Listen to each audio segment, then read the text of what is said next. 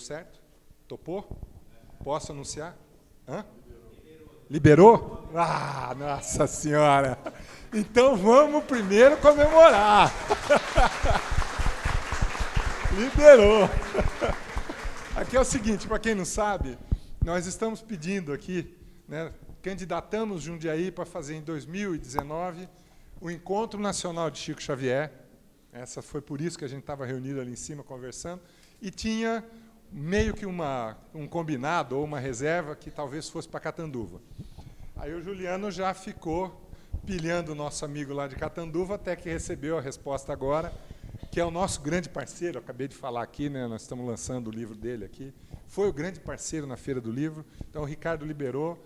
Estamos, portanto, acertados que em 2019, no Parque da Uva, em Jundiaí, nós vamos ter o Encontro Nacional do Chico, e estamos esperando 5.000 pessoas. Convido a todos a participarem, desde semana que vem nós vamos começar essa organização, né? Companheiros da USE, arregassem as mangas, companheiros espíritas, o ano que vem nós estamos aqui fazendo isso. Então vamos continuar. Saulo, um repórter novo que está começando agora, quase ninguém conhece, né?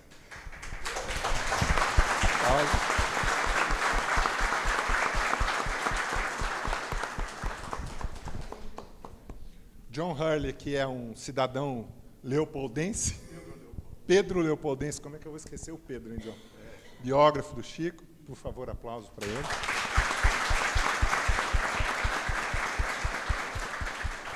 Essa minha mania dessa intimidade instantânea aqui, né? Geraldinho Lemos, todo mundo conhece.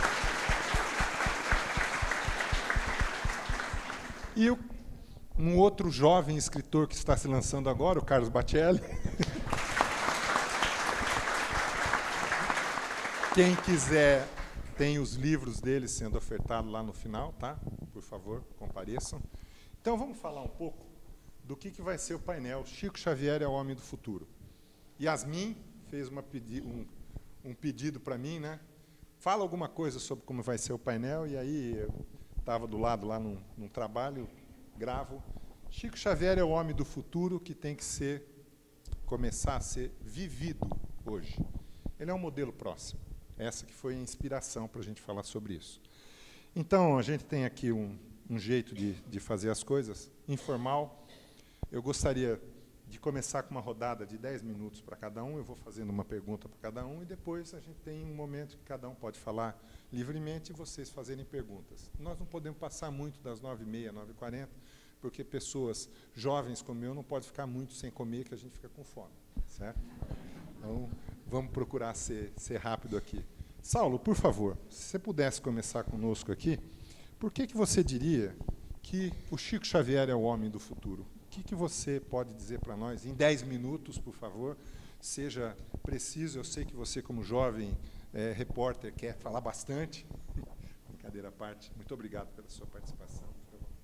Eu quero agradecer e prometo que vou falar em menos de 10 minutos para ter o privilégio de ouvir esses amigos, companheiros, trabalhadores que aqui estão, que têm, creio, que muito mais do que eu, muito a contar sobre o nosso Chico Xavier. E antes de mim, aquele jovem que ali está, Carlos Bacelli, de todos nós aqui, foi o primeiro que conheci, que exatamente há 50 anos, no dia 2 de maio de 1968, eu tive o privilégio de ser recebido pelo companheiro, pelo amigo, por essa figura extraordinária, e os senhores vão entender que eu me dou a ousadia de falar companheiro, que foi Chico Xavier. Abriu as portas da comunhão espírita cristã. Esse era um moço, o jovem secretário daquela instituição, em várias oportunidades. E lá estava eu, no dia 2 de maio de 1968, iniciando a primeira entrevista com Chico Xavier para o chamado grande público, porque como repórter, que completa agora no próximo mês de janeiro 63 anos de atividade profissional. E nesses meus 90 anos, eu fui exatamente comemorar meus 40 anos de idade com Chico Xavier no dia 2 de maio de 1968. Nesta reportagem, nós oferecemos aos espíritas, mas principalmente aos não espíritas no Brasil inteiro, a presença, a mensagem, o raciocínio e principalmente as provas de amor ao povo, amor ao próximo, ditas por Chico Xavier. E foi a ocasião que, como repórter, tive um outro privilégio, a emoção de vê-lo psicografar perante um público enorme da televisão Tupi, para o Brasil inteiro e até chegando ao exterior, aquela primeira psicografia que se viu através da televisão e que foi dias depois comentada pelo nosso próprio Chico. Esse trabalho os senhores irão conhecer ainda em breve, quando o Chico, dias depois, eu volto a Uberaba para entrevistá-lo e ele fala, então, para surpresa nossa, da emoção que viveu e descreve a emoção que teve quando pela primeira vez se viu psicografando. Então, vivi muitas histórias com o Chico Xavier. Vou recordá-las numa outra oportunidade. Teremos outros encontros, inclusive amanhã. Mas, para não tomar o tempo dos senhores e dos companheiros extraordinários, que eu sei que tem muito para falar, eu colocaria a minha presença na vida de Chico Xavier como responsável pela divulgação. Porque depois de alguns anos tentando me aproximar de Chico Xavier, exatamente em abril daquele ano, eu recebi, através de José Carlos Ferraz, um grande trabalhador espírita da cidade de Itapira, um recado de Chico Xavier, que eu fosse a Uberaba, que ele queria conversar comigo, sem câmeras e microfone. Deixo para depois, para comentar os detalhes de como lá chegamos e como foi o nosso primeiro encontro. Mas o fundamental é que, horas depois da nossa conversa, do nosso contato, ouvi uma frase enigmática de Chico Xavier, olhando para os meus olhos e dizendo: você é quem eu pensava. Vá buscar os seus amiguinhos e vamos fazer a reportagem que você quer. E, a partir daí, são 50 anos incessantes de trabalhos, a realização de muitas e muitas reportagens, e eu correria no tempo para passar, 3 anos depois, pelo programa, que não dito por mim, por grandes líderes espíritas, por grandes cabeças espíritas, a partir de Divaldo Pereira Franco, quando pela primeira vez manifestou, e que está no nosso DVD sobre o Pinga Fogo, e que ele nos deu alegria e deu para me entender a grande responsabilidade que tive, quando ele disse: a história do espiritismo no Brasil é antes e depois do Pinga Fogo. Isto é um privilégio. Cumprir exatamente aquele pensamento, se não estarei errado, quando Emmanuel diz que a maior caridade que se pode fazer ao espiritismo é a sua divulgação. É o meu privilégio há 50 anos. E, mais recentemente, contarei detalhes um pouco mais adiante, passando muitos anos, em 2012, estava diante das câmeras da televisão, num programa da BBC de Londres, apresentado no Brasil pelo SBT, com grandes e importantes figuras da política e da intelectualidade brasileira, defendendo o nome de Chico Xavier e que, graças a Deus, graças ao mérito de tudo que ele foi durante 75 anos ininterruptos de trabalho de amor ao próximo, foi eleito o maior brasileiro de todos os tempos. Isto é um privilégio de um brasileiro, de um modesto repórter, de um simples cidadão de Madureira, de um subúrbio do Rio de Janeiro, e que teve em sua vida, dentre tantas e tantas reportagens, muitas delas até premiadas, este privilégio. Missão cumprida. Cumprimos e continuamos o nosso trabalho de divulgar esse extraordinário trabalho realizado pelo Espiritismo, e falando um pouco do que se trata, do que é esta doutrina, através da divulgação incessante que, nesses 50 anos, o velho repórter continua cumprindo o seu dever, divulgar a obra, o Espiritismo e, acima de tudo, a obra e o trabalho de Chico Xavier. Muito obrigado aos senhores.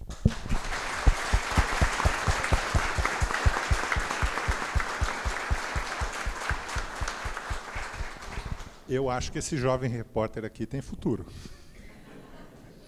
Carlos, por favor, uma pergunta.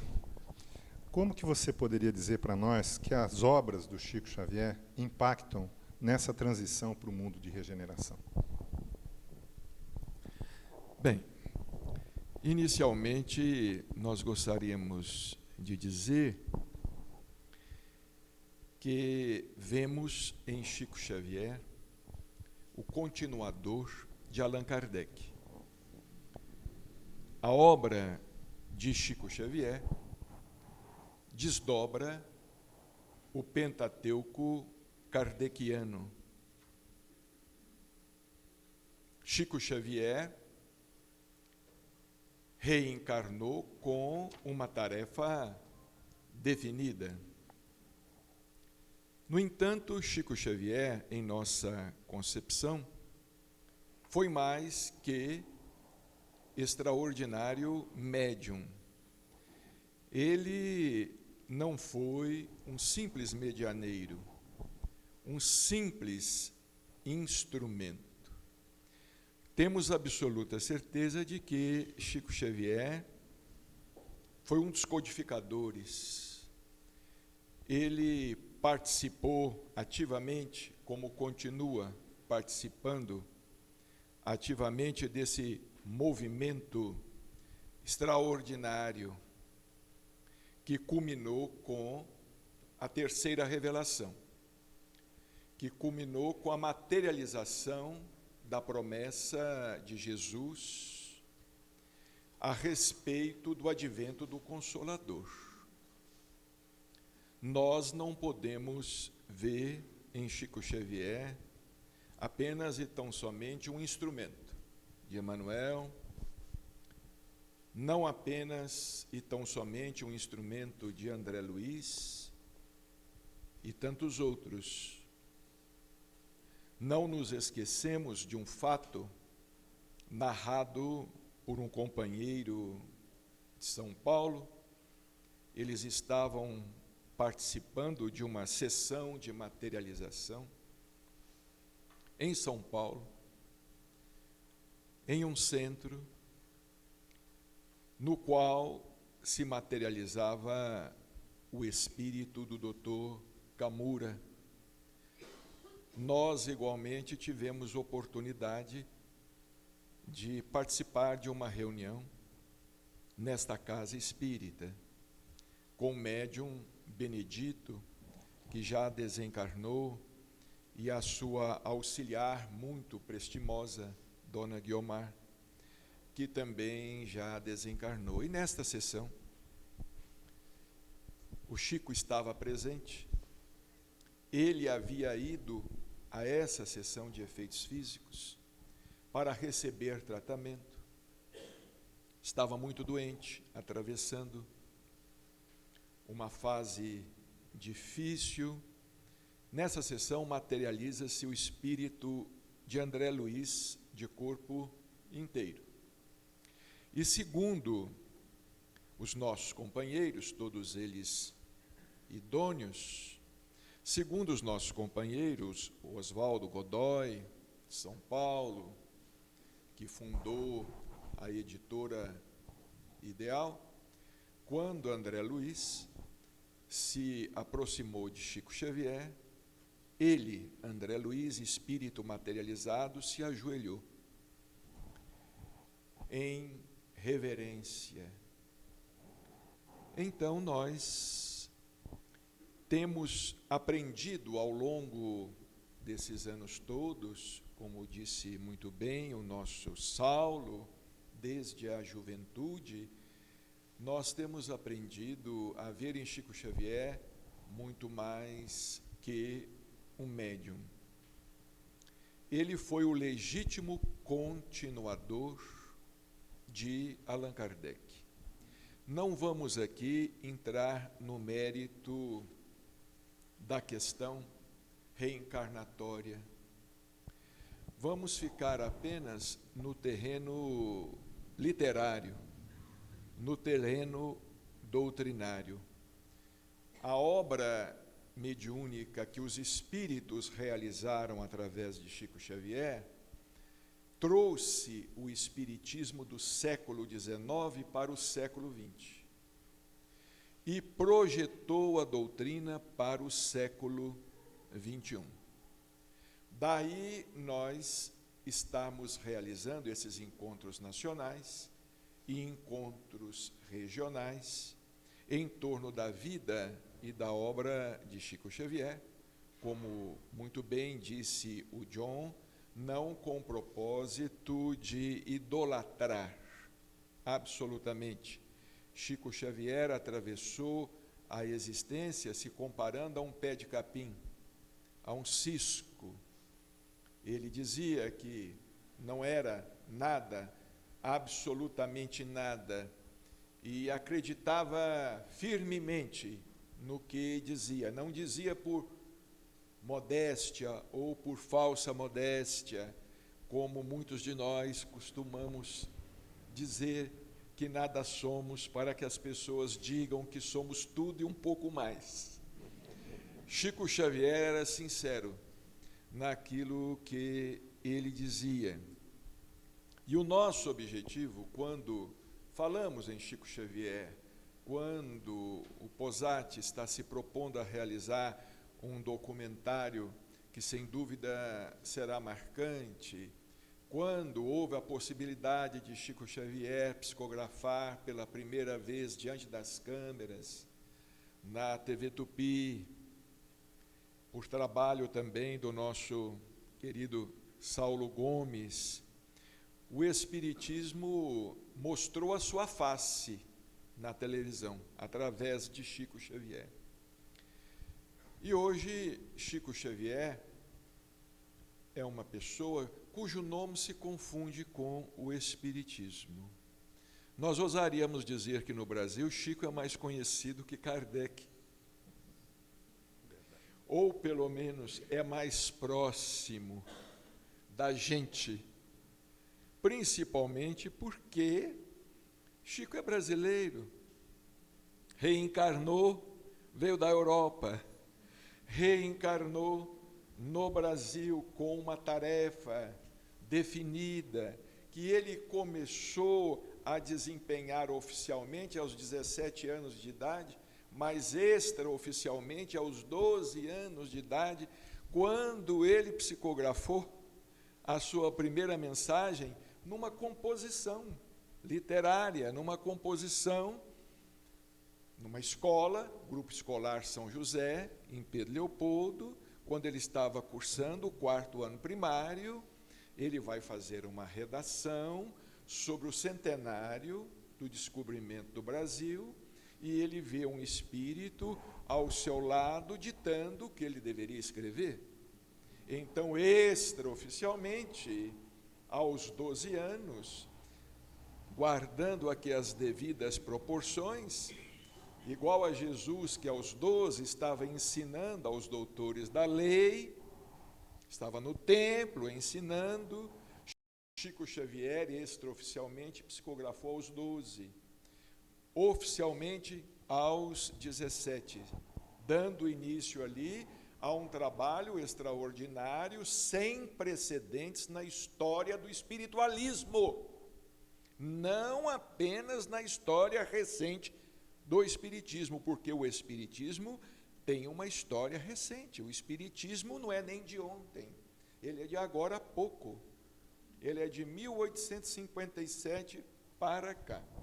Por isto nós escrevemos um livro e intitulamos este livro, Chico Xavier, 100 anos de Chico Xavier, fenômeno humano e mediúnico. Então nós gostaríamos de dizer que Chico Xavier, não nos alongando, porque o tempo é exíguo e compreensível que seja exíguo, Chico Xavier, para nós, ele foi o maior fenômeno mediúnico de todos os tempos. Nós não estamos aqui nos referindo a Jesus Cristo. Jesus Cristo era médium de Deus, mas dos médiuns nascidos de mulher,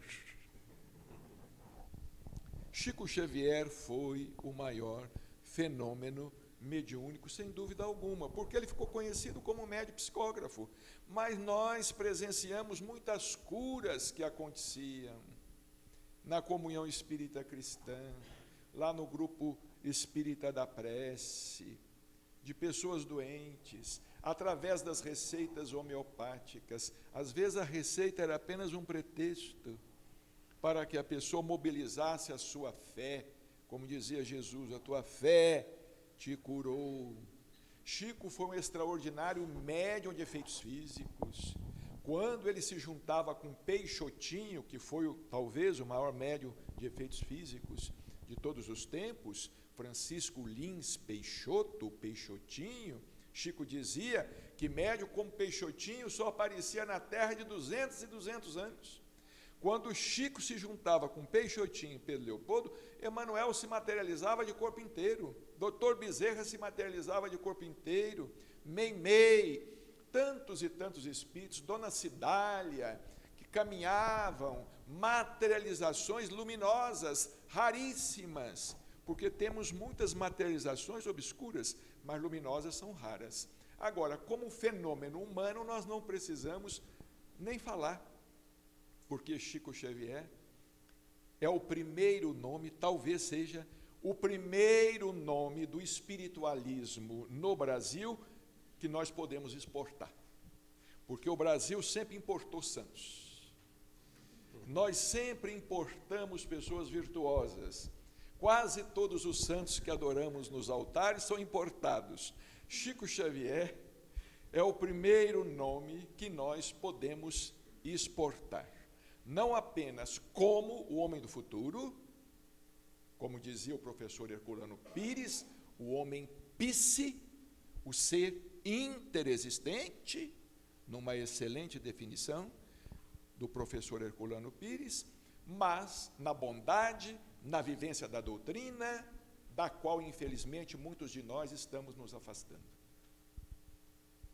Da vivência da mensagem espírita. Falaríamos aqui a noite toda, porque Chico Xavier é uma inspiração inesgotável.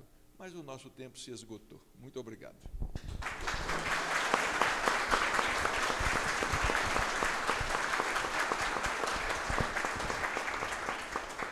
Eu ousaria dizer que esse jovem devia continuar escrevendo.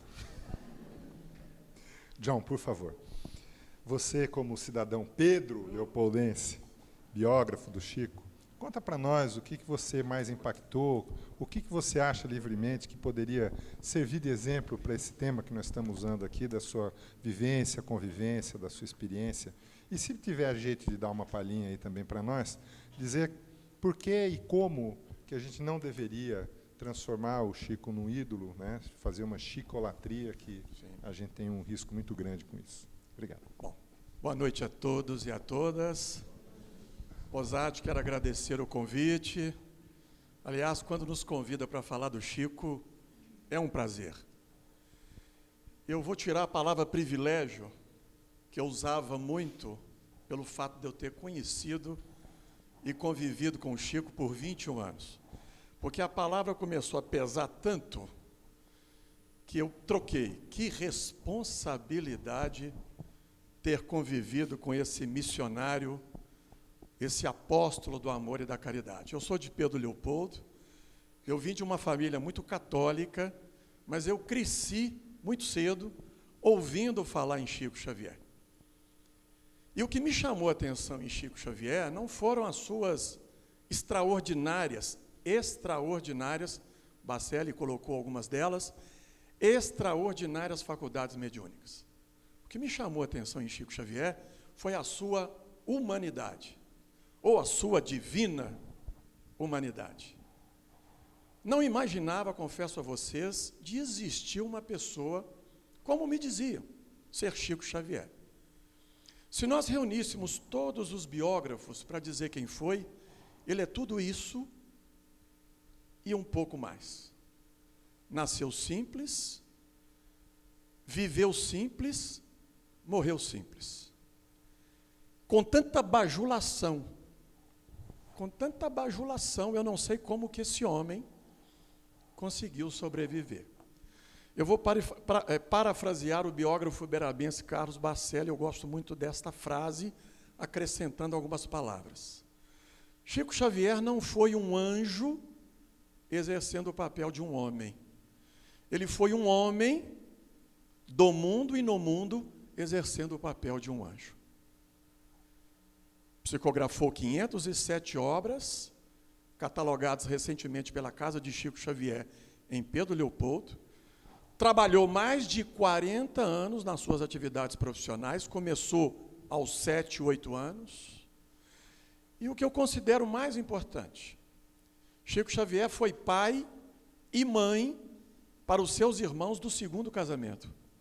Uma promessa que ele havia feito à sua boadrasta, a sua segunda mãe, Dona Cidália Batista Xavier, prevendo a sua desencarnação, pediu ao Chico que não permitisse que os seus irmãos fossem distribuídos, como foi feito com a morte da primeira. Chico Xavier só saiu de Pedro Leopoldo depois que todas as suas irmãs estavam encaminhadas, seja na vida, seja no casamento. Eu não sei onde esse homem arrumou tanto tempo. Tem gente que fica no centro para se esconder de casa. Tem gente que fica em casa para se esconder do centro. Chico Xavier não se escondeu absolutamente de ninguém. Eu mesmo, eu confesso, eu também tentei agradá-lo. Eu não sabia a dimensão do Chico. Talvez não saiba também. Difícil dizer quem foi. Esteve entre nós, se escondeu. A gente se sentia igual a ele, né? Eu conversava bagatelas com Chico. Nada de muita doutrina. Conheci ele, tinha 71 anos de idade. Era para ser um homem conservador, desses moralistas clássicos, tristes. Ao contrário, um homem extremamente bem-humorado, de bem com a vida, de bem com os homens e de bem com ele mesmo. Eu resolvi agradá-lo uma época, em Pedro Leopoldo, no final da década de 80, e resolvemos construir um museu para o Chico lá em Pedro Leopoldo. Fui dar notícia para ele em Uberaba. Chico, nós estamos com a ideia de construir um museu. Ele não gostava que chamasse ele de senhor. Para você lá em Pedro Leopoldo. Eu já vi a cara de contrariedade. E ele disse assim: meu filho, pelo amor de Deus, não me mate antes da hora. Projeto, todo mundo querendo agradar, eu também. E uma outra que eu tenho compartilhado, um pouco curiosa, tem algum fã do Elvis Presley aqui? Recentemente completou 41 anos da desencarnação, 41 anos da desencarnação do Elvis, 16 de agosto de 77. Eu conheci o Chico em maio de 81. Os da minha época aí sabem que na época se falava que Elvis... Imagina quem eu perguntei. Sabia de tudo. Falei, mas, é claro, não perguntei publicamente, não. Falei, Chico, você tem alguma notícia de Elvis Presley? Vocês já assistiram a escolinha do professor Raimundo? Tem muitos médiuns por aí que falam e não falam nada. Eu perguntei ao Chico, aliás, tem gente com tão pouco querendo mostrar o que tem. Chico Xavier, com muito, escondia o que tinha. O Saulo, antes do caso, o Saulo chegou a nos dizer aqui que o patamar do programa Pinga Fogo, e de fato, é a tese que eu também defendo, um missionário que só teve reconhecimento público aos 61 anos de idade. Tem gente que mal está começando, já quer subir numa caixinha de fósforo, já quer produzir livros. Chico Xavier só teve reconhecimento público aos 61 anos de idade. E aí foi a resposta mais decepcionante. Chico, você tem alguma notícia de Elvis? Eu achei que ele faria um tratado de Elvis no mundo espiritual americano. Detalhes. Chico, você tem alguma notícia? Nenhuma, meu filho. E ele completa, se você souber de alguma coisa, por gentileza, me informe. Que homem foi este? Um homem de carne e osso. Sofreu, chorou, sorriu, amou, desejou, sonhou, trabalhou, com uma diferença, na minha opinião. Ele deu tanto sentido à sua humanidade que parecia alguém não humano. Se ele veio de outro planeta, eu não sei. O que eu sei é que ele estava entre nós, portanto, sujeito a todas os intempéries e alegrias que o encarnado sofre aqui, com uma diferença. Esse homem deu um testemunho nos seus 92 anos de idade, 75 anos dedicados à mediunidade com Jesus, uma fidelidade ao Cristo que nos impressionou a todos. Eu passei a admirar a figura do Cristo pelo olhar de Chico Xavier.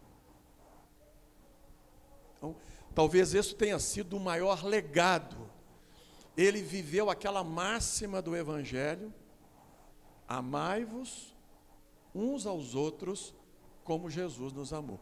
Chico Xavier não gostava do Cristo, ele amava o Cristo. E se escondeu entre nós aqui. Então, o que mais me chama foi exatamente isso. Por isso o homem do futuro, e por isso um homem solitário. Eu diria, na minha avaliação, que seja no campo da ciência, no campo da filosofia, ou no campo da religião, estas grandes almas, elas vivem no futuro do seu tempo. Por isso mesmo são incompreendidas. Talvez nós estejamos compreendendo Chico um pouquinho agora. Mas são solitárias, vão compartilhar com quem? Querendo falar tantas coisas que não foram registradas nas psicografias, mas quem iria entender? Aquele menino maluquinho, aquela metamorfose ambulante, que se transformou no mineiro do século. Olha a dimensão que tomou, no maior brasileiro de todos os tempos. Pelo fato dele ter sido espírita? Não. Pelo fato dele ter sido médium? Não. Pelo fato dele ter sido um grande homem. O homem de bem na classificação de Allan Kardec. Então, isto que me chamou a atenção e tem me chamado. O difícil, como biógrafo, dizer para onde ele andou, quantos livros ele psicografou, é fácil. Agora, dizer o que ele sentia, impossível. Tem cenas que amanhã nós estaremos compartilhando, que são incompreensivas. Porque eu não consigo entender como pôde existir um homem como Chico Xavier. Como diz o Albert Einstein, né, falando do Gandhi, futuras gerações dificilmente acreditarão que tenha passado na Terra um homem, vou parafrasear, um homem como Chico Xavier.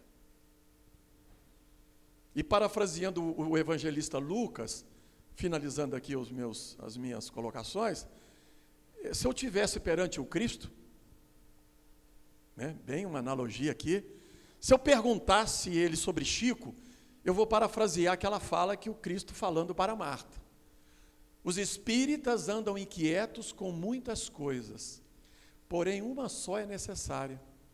Chico Xavier escolheu a melhor parte, e esta não lhe será tirada. Muita paz.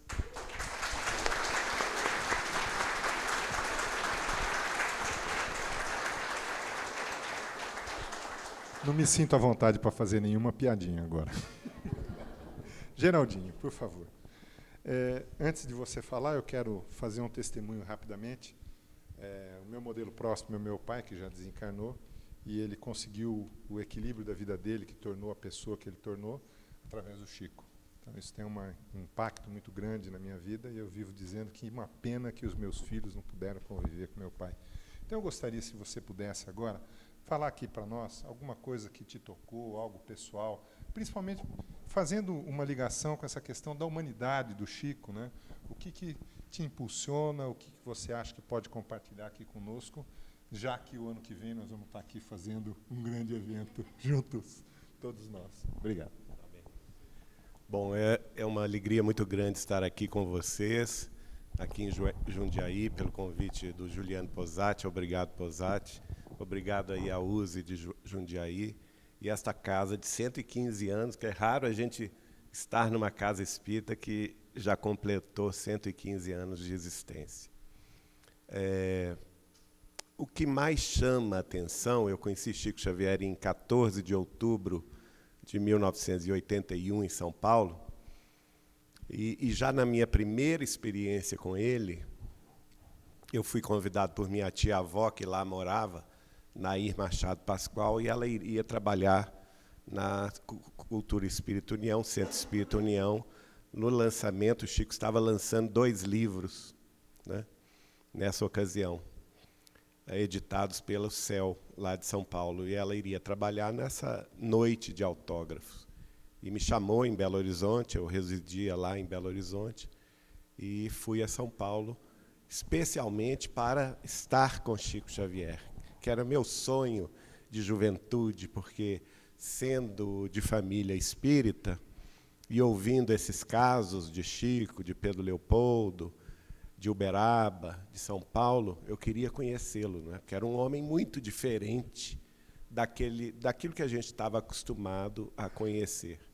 Então, fui, aí, com 19 anos de idade, trabalhar, e já me chamou a atenção, logo de primeira, a alegria diferente daquele homem. A alegria com que ele se portava diante do público.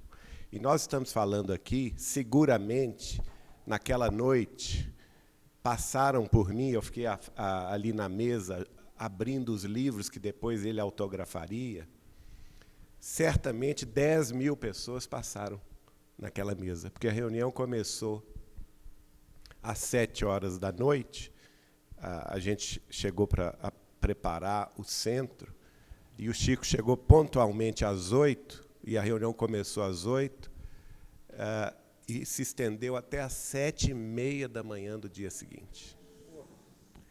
Então, pensem vocês o seguinte, a minha primeira reunião espírita com Chico Xavier durou 11h30. E agora, lá no final, às 7h30 da manhã, ele estava tão feliz quanto no primeiro momento. Ele fazia questão de receber uma a uma daquelas pessoas que iam ali abraçá-lo e autografava aquele livro e fazia questão de entregar o livro de pé. Não ficava sentadinho na cadeira, simplesmente assinando o livro.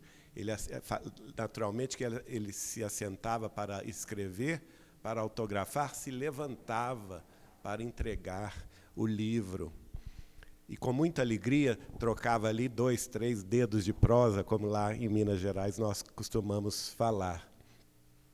E oferecia, do lado direito dele, haviam senhoras, naturalmente trabalhadoras do centro, que, a pedido dele, com um alicate, tiravam os espinhos das rosas, que ele iria distribuir uma rosa para cada pessoa, junto com o livro, né, que elas estavam recebendo autografados. Então, foi um momento assim, de muita emoção, de muita alegria. E vocês vão de imaginar também que, depois de 11h30, e eu estava com 19 anos, eu estava com sono, com fome e com sede, não é? E ele, com aquela maior alegria ali, continuando a falar e a trabalhar. Ao longo dos próximos 21 anos de convivência, essa mesma alegria eu pude testemunhar todas as vezes que ele estava no Grupo Espírita da Prece de Uberaba, ou em qualquer outra atividade, como na Vila do Pássaro Preto, em Uberaba, como nos lançamentos de livros, né? A maior alegria de Chico Xavier era estar em contato com o público, com as pessoas, conhecer as pessoas, os seus dramas, ouvi-las, transmitir a elas alguma coisa de si, ainda que ele julgasse pequenino, mas aquilo que ele nos dava era muito. E por isso eu, John, Bacelli, Saulo, estamos aqui, porque ele nos deu muito. O professor Clóvis Tavares, um dos seus biógrafos, amigos do Chico desde a década de 30, lá da cidade de Campos, do estado do Rio de Janeiro, vai dizer numa palestra: Chico Xavier é o protótipo do homem do futuro. E nós temos uma obrigação como espíritas cristãos, conhecer a vida e a obra dele para entender isto. Por que ele é o protótipo do homem do futuro? Como bem disse o John, o homem do futuro ele é solitário. Aliás, Emmanuel fala, numa das suas mensagens psicografadas pelo Chico, que o esforço da subida de cada um de nós ele é solitário. porque ele só pode ser empreendido por nós mesmos. Nós que temos que fazer o esforço da nossa própria regeneração, do nosso próprio caminho de ascensão. Só que ele já vivia no mundo lá na frente. Hoje eu fico imaginando, gente, eu, jovenzinho, de 19, 20 e poucos anos, na década de 80, quanta coisa eu convivi na intimidade da casa dele, porque meu cunhado morava com ele, o Vivaldo da Cunha Bosch fazia a diagramação de todos os seus livros, então eu me hospedava com ele.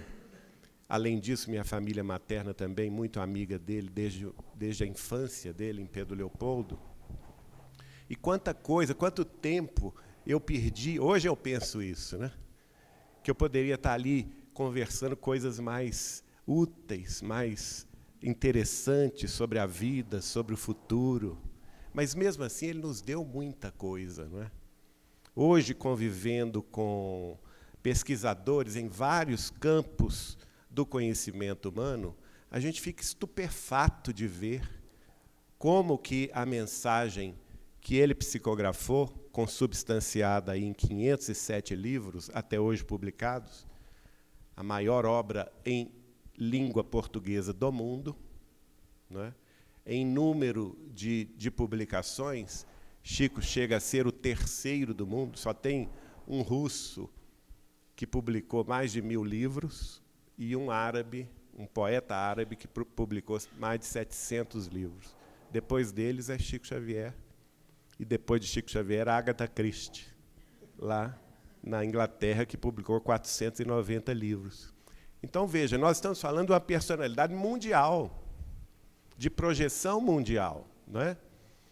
E vamos ver pesquisadores identificando coisas fantásticas. Por exemplo, o Marco Paulo Denuti de Espírito, que é um jovem pesquisador de Belo Horizonte, integrante do portal Saber Espiritismo, passou alguns anos estudando a obra há 2000 anos, de Emmanuel. E nós, inclusive, ajudamos-lo a buscar obras da história daquela época, publicadas na Europa, nos Estados Unidos, no Japão, e ele fez essa pesquisa em trabalhos de mestrado e doutorado em História Romana do primeiro século, e ele vai identificar uma coisa fantástica. Ele conseguiu ver que o espírito de Emmanuel, através de Chico Xavier, em 1937, que foi a época que ele psicografou esse livro, antecipou para a humanidade diversos conhecimentos da história romana que, àquela ocasião, eram tidos como absurdos. Inclusive, Chico Xavier foi muito criticado pelos historiadores da sua época, porque aquilo não poderia ser verdade, mas que só no século XXI, mais precisamente depois do ano 2004, que nós vamos encontrar, através de escavações arqueológicas e conclusões em trabalhos de mestrado e doutorado da história romana, publicados nas universidades europeias, norte-americanas e japonesas, o Marco Paulo identifica 208 pontos inquestionáveis de confirmação da história. Ora, isso ocorreu a posteriori da psicografia de Chico Xavier. Então, há 2000 anos, ele não é só um romance espírita, ele é a prova da imortalidade. Ele traz informações relevantes da história humana que, àquela ocasião, não eram conhecidos e que hoje são confirmados por trabalhadores, por cientistas, por pesquisadores da história no mundo inteiro, não é? Então, isso é fantástico. Hoje mesmo, eu estava vendo, esta semana, uma informação que Emmanuel traz no livro A Caminho da Luz, a respeito da vinda dos capelinos e de como que eles se espalharam aqui na face da terra. E Emmanuel é claro em dizer que, nas planícies do Pamir em diante, aquelas grandes migrações passaram a se espalhar pelo mundo. E durante muitos e muitos anos, não é, os pesquisadores da antropologia humana diziam que o homem tinha começado da África, não é? Lá nas primeiras manifestações dos hominídeos. E somente recentemente, eu estou falando a questão de semanas atrás, pesquisadores da antropologia finalmente identificaram lá, exatamente nos altiplanos do Pamir, a origem dos primeiros hominis, né?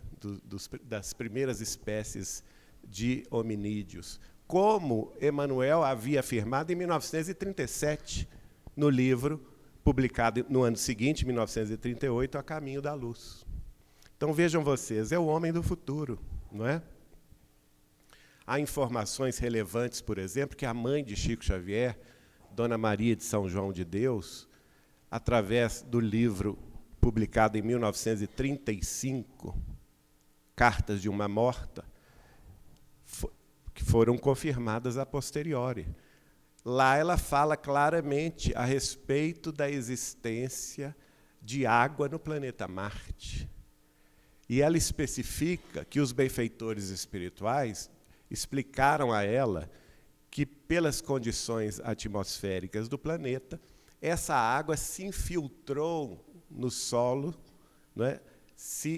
Entrando em contato com as rochas e se infiltrando para dentro da crosta planetária de Marte, coisa que a NASA confirmou muito recentemente. Eu estou falando de coisa que aconteceu há um mês atrás, em 2018, e que na obra de Chico Xavier foi publicada em 1935. No próprio programa Pinga Fogo, que foi capitaneado aqui pelo nosso Saulo Gomes, ele vai dizer que o homem haveria de achar na Lua água, matéria plástica, não é? E outros elementos para construir cidades lunares. E exatamente neste mês de agosto, uma revista de astronomia na Europa vai publicar um trabalho da Agência Espacial Europeia descobrindo no solo lunar vastos potenciais mananciais de água também infiltrados no solo. Então, vejam vocês, é muita coisa. O espírito de Emmanuel, quando ele faz o prefácio do livro Renúncia, e ele vai se referir a um planeta do sistema estelar de Sírius, o que ele diz? Ele diz que o sistema estelar de Sírius é um sistema trino, ou seja, um sistema de 3 estrelas. Quando, naquela ocasião, em 1940 e poucos, foi no início da década de 40, que Chico Xavier psicografa o livro Renúncia, naquela ocasião, a ciência terrestre, a astronomia terrestre, considerava que o sistema estelar de Sírius era um sistema binário, de 2 estrelas. E Emmanuel está dizendo que é um sistema de 3 estrelas. E somente em 2011 para cá é que, devido às questões da luz e também as questões relativas ao espaço e tempo e, vamos dizer assim, eu não sei propriamente explicar o fenômeno astronômico, mas os aparelhos nossos, verificando a luz que vem do sistema de Sírius e das estrelas vizinhas ao sistema de Sírius, chegam à conclusão, não é, pela modificação gravitacional da luz que chega até nós, chegam à conclusão que isso só pode acontecer se, pela explicação da existência de uma 3ª estrela nesse sistema de Sírius, que está para os nossos olhos e para os nossos telescópios escondida, porque está atrás da estrela maior, né? Mas que essa modificação só é possível justamente pelos cálculos de uma existência de uma terceira estrela. Ou seja, isso são conhecimentos extremamente recentes da astronomia. Então, é o homem do futuro, não é? É o homem que está descortinando, que descortinou no século XX, o futuro da humanidade, o futuro dos conhecimentos humanos. E aqui nós vamos nos perguntar, nós conhecemos a obra de Chico Xavier? Com sinceridade, podemos dizer que sim? 507 livros, com tanta informação, com profusão de dados, de informações. Os médicos, por exemplo, espíritas, que estão estudando afinco nas associações médico-espíritas pelo Brasil e pelo mundo essa questão, e que já identificaram uma série de antecipações científicas no campo da medicina que André Luiz proporcionou. Um exemplo disso, no livro No Mundo Maior, no capítulo lá relativo ao cérebro, capítulo 4, em que André Luiz propõe uma teoria de que o nosso cérebro é um cérebro triuno, constituído de 3 partes. A parte básica, que seria a medula espinhal até o cerebelo, responsável pelos movimentos automáticos, aprendidos na nossa evolução, na condição animal da nossa evolução. O córtex cerebral, que seria o presente, o mundo atual que nós vivemos hoje, as experiências do hoje, do aqui e do agora, e o lado frontal, que seria aquele terceiro andar da nossa organização cerebral, que representa o quê? Representa o futuro. E nós acessamos esse lado frontal muito pouco, somente em grande momento de meditação, somente em grande momento de oração, em grande momento de concentração e prece, e também no campo da mediunidade. Isso André Luiz escreve através do Chico em 1949. Quando, em 1968, eu vou pedir licença aqui para pegar uma colinha dos amigos, né? Porque isso é relevante. Em 1968, finalmente um médico, que é o Dr. MacLean, vai propor para a comunidade científica esta questão, que ele chamou de cérebro trino. Olha só, André Luiz, cérebro triuno. E ele vai chamar de cérebro trino. A primeira divulgação completa da teoria do Dr. MacLean foi no Hincks Memorial Lecture, em 1969. Mas ele próprio, esse médico, que recebeu um prêmio, inclusive, sobre esse trabalho, vai publicar o seu livro, o cérebro triuno. Aliás, quem se refere ao triuno é o médico, né? O André Luiz chama-se de cérebro trino. A publicação chama-se The Triune Brain, que é o cérebro triuno, e foi publicada pela editora Evolution em 1990. E hoje é considerado um conhecimento clássico da medicina a partir dessa publicação, coisa que André Luiz havia antecipado em 1947. Vejam vocês. Então, isso tudo faz parte de quê? Sobre o que nós estamos falando? Nós estamos vendo a realidade de um projeto espiritual muito mais amplo que os nossos parcos recursos e os nossos horizontes limitados são incapazes de visualizar. Um projeto muito mais amplo que diz referência ao futuro da humanidade. A obra de Chico Xavier é uma obra que se destina ao futuro da humanidade. É uma obra da Terra regenerada. Os conhecimentos que lá estão são conhecimentos para a Terra regenerada. E aí a gente vai entender o nosso papel. Quando lá no livro A Gênese, os Milagres e as Predições segundo o Espiritismo, publicado há 150 anos por Allan Kardec, ele vai escolher uma mensagem de Dr. Berry, e Dr. Berry a respeito da transição planetária. Ele chama esse capítulo 18 de Sinal dos Tempos, os tempos são chegados. E Dr. Berry fala para Allan Kardec o seguinte: espíritas, trabalhais muito mais para o futuro do que para o presente. Felizes os que já se encontram imbuídos de colaborar nessa grande obra, nessa grande tarefa de espiritualização da humanidade. É sobre este homem que nós estamos falando. Allan Kardec num século, Chico Xavier no outro. O futuro da humanidade expresso não somente nas suas exemplificações e renúncias, não somente na sua humanidade cristianizada, do abraço fraterno, do acolhimento fraterno a todos que vieram procurá-los, mas principalmente também o futuro da humanidade no que concerne ao conhecimento superior, não é? À sabedoria universal que eles representam. Muito bem.